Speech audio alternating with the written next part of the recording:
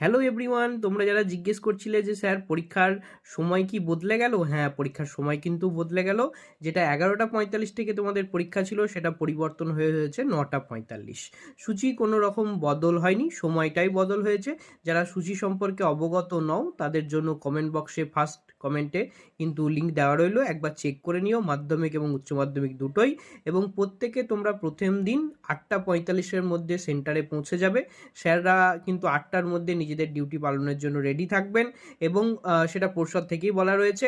এবং এছাড়াও শুধু তোমাদের উচ্চ মাধ্যমিক শিক্ষা সংসদ বা মাধ্যমিক শিক্ষা সংসদ নয়, আলিম, ফাজিল, হাই মাদ্রাসার পরীক্ষাগুলোও 9:45 থেকে হবে।